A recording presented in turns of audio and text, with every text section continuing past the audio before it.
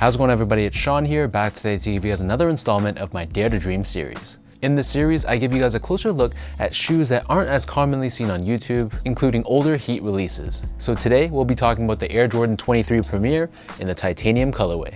The Air Jordan 23 debuted back in 2008, and this being the 23rd signature sneaker for Michael Jordan, of course it was a big deal. For the most part, 23 is a number that Michael Jordan wore throughout his NBA career, so safe to say the Air Jordan 23 was a pretty big deal and it was pretty highly anticipated. It's not about the shoes.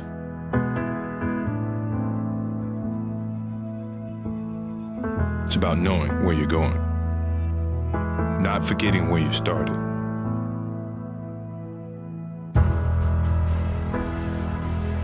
It's about having the courage to fail. Not breaking when you're broken. Taking everything you've been given and making something better. It's about work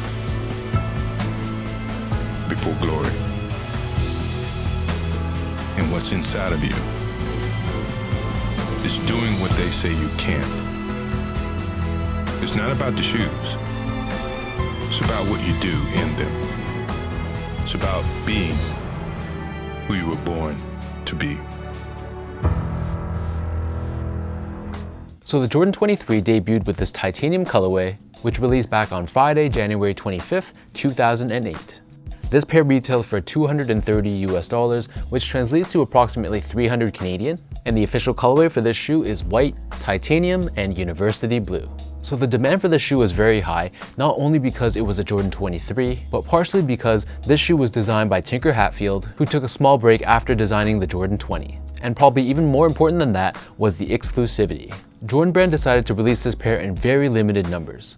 So in the US, 23 of the top Jordan retailers were given pairs of these, but each of those 23 stores only got 23 pairs each. In addition to that US release, which were individually numbered, 23 stores for the rest of the world were also chosen, and each of those 23 stores also only got 23 pairs. So in total, 529 pairs in the US, 529 pairs for the rest of the world, together for a total of 1,058 pairs worldwide.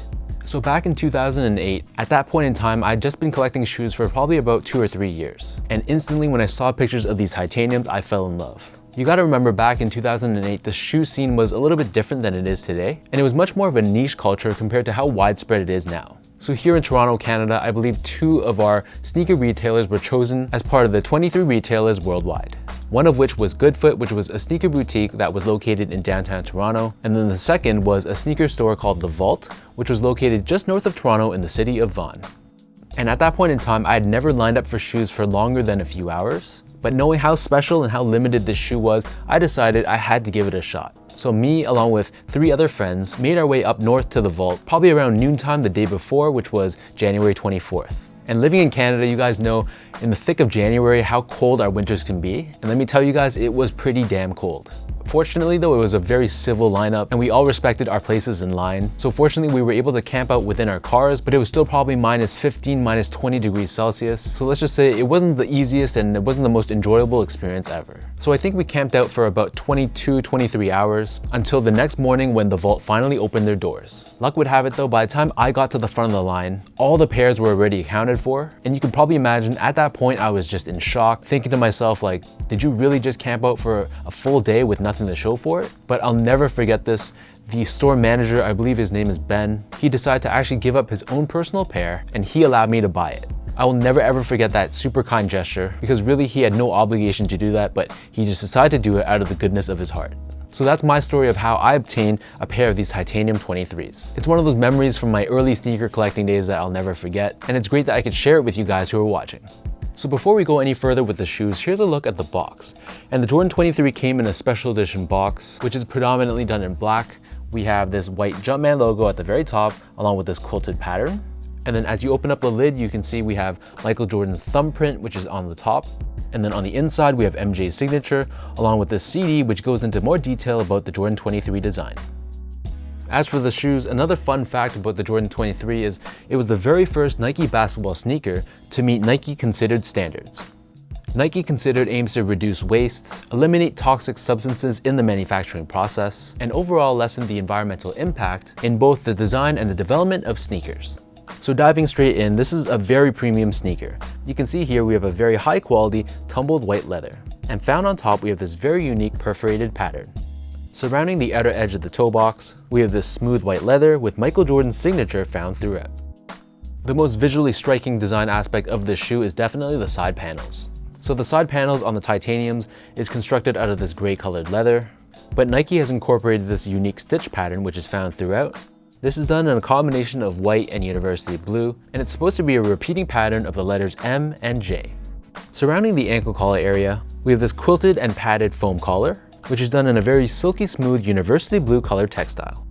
And you'll see that the inner collar is also done in the same finish, and it actually incorporates this dual density foam to give you more of a customized fit for your heels.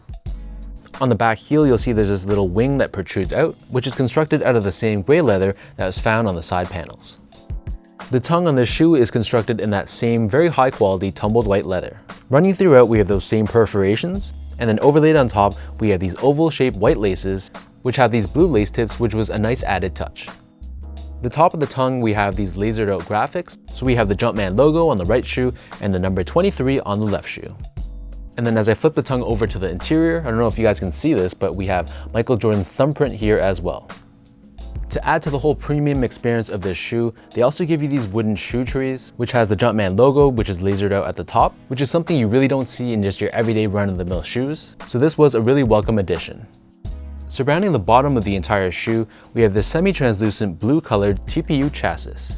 This really gives you a ton of structure and support, and the way it's finished I really liked. It almost looks like a metallic blue finish, which was really dope. So the upper of the titanium 23s sits atop a very thin Phylon midsole. And Jordan Brand did this on purpose because by having this thin midsole, it increases the ground feel and the stability of the sneaker.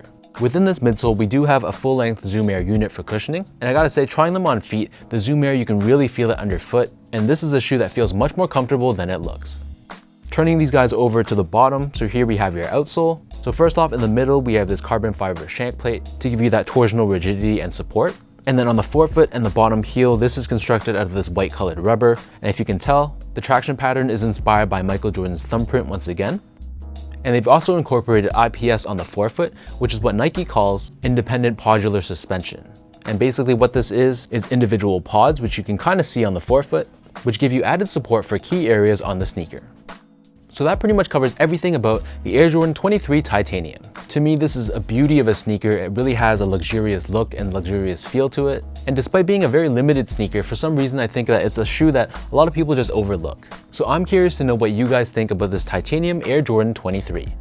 How do you guys feel about this debut colorway, and how do you feel about the Jordan 23 in general? Personally, I'm waiting for the Jordan 23 to retro, and hopefully Jordan Brand brings them out sooner rather than later. If you guys like this video, be sure to like, comment, and subscribe. Give me a follow on Instagram at sgo8. Check out my Twitter at sean.go, and visit my website at seango.ca. So until next time, thank you guys so much for tuning in. Hopefully you guys enjoyed this installment of my Dare to Dream series, and I'll catch you guys in my next video.